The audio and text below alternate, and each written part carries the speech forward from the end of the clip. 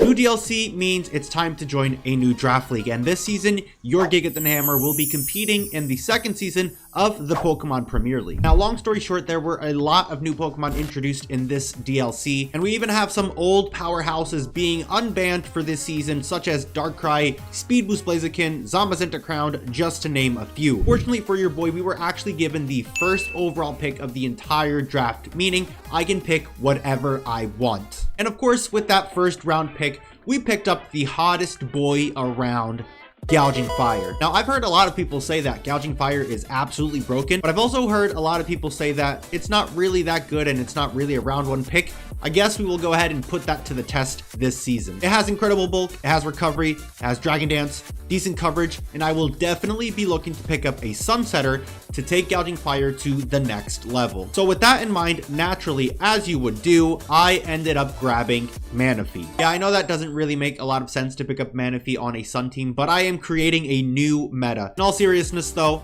Torque was actually taken earlier this round, so I decided to wait on Ninetales as my Sunsetter. Manaphy is great. I love Manaphy. Tail Glow is a broken move. Take Heart is probably a broken move.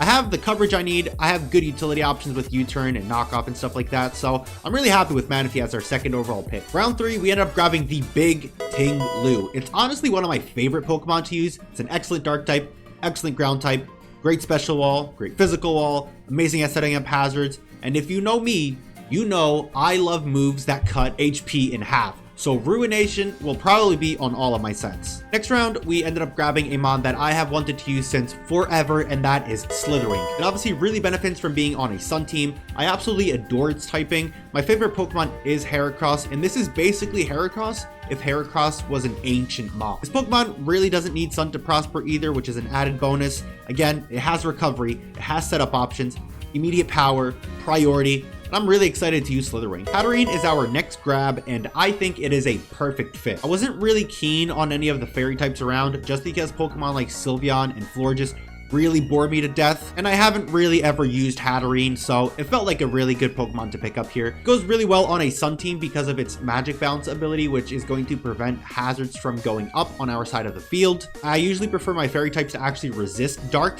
but I'll open up an exception for Hatterene just because I think it's such a good fit here. At this point in the draft, we were looking a bit Edgequake weak, so I decided that it was time to patch it. We also didn't have our Steel type at this point, so we ended up grabbing Skarmory. I feel Skarmory actually pairs pretty well with Ting Lu, with one being so specially bulky and one being so physically bulky. And Skarmory also relieves Ting Lu from always having to be on hazards duty. They can pretty much share that role of setting up spikes and stealth rocks, which is something that I think will benefit our team a lot. Skarmory did end up losing Defog, which is a little bit unfortunate, but I don't really usually click Defog anyways. I think it's a bad move. With that being said, I still think Skarmory has a very important role to play on this team, and out of all the Steel types that were available, I think it was the best fit. Next up is Cyclizar, and this was actually a snipe from a few different coaches. I haven't really used Cyclizar, but it just seems like a Tornadus T at home kind of Pokemon, in the sense that it provides loads of utility to a team with U-turn, knockoff, and rapid spin. And if you couple that with heavy duty boots / assault vest and the regenerator ability, it can actually be a pretty annoying Pokemon to take down. It also gives me a pretty fast Pokemon at 121 base speed, which I will definitely appreciate. So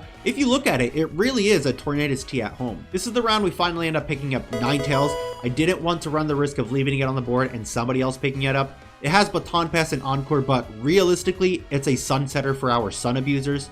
I don't know what else you want me to say. Now that we're towards the tail end of the draft, it's time to look at our Terra captains. In case you guys didn't know, PPL is still doing the low tier Terra rule, so only low tier Pokemon can actually terrestrialize. Our first Terra captain ended up being Miss Magus, or Miss Magus, however you want to say it. And I think it's actually a really underrated Terra captain. I always like picking up offensive ghost types because I think ghost types excel in Draft League.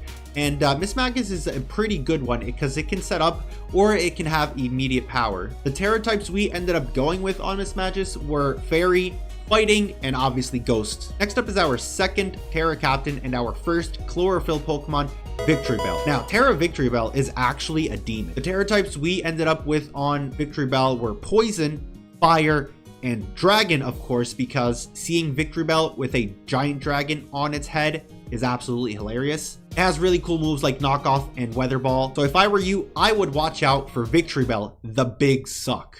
At this point in the draft, we had 4 points left over, so I'm just going to reveal the last 2 Pokemon together. First up is Hisuian Sneasel. It is another grounded poison type that fills in the speed tier between Mismagius and Cyclizar. It also gives me access to T-Spikes, which is something I didn't have on the team yet, and as a lead, Hisuian Sneasel could actually function pretty well. Next up is 1 point Ampharos, because I looked at the 1 point tier and I felt like Ampharos looked a little bit out of place there. It got access to Meteor Beam this gen, so maybe it can do something. Probably not. And that is our full roster for this season of the PPL. Do me a favor, if you made it this far into the video, first of all, like and subscribe to the channel so you don't miss out on any battles. But I also need nickname suggestion, guys, because I don't have nicknames for any of these Pokemon. So if you want to be nicknamed after one or have a nickname suggestion, leave them down in the comment section and I will definitely use them. I'll see you all next week for week 1.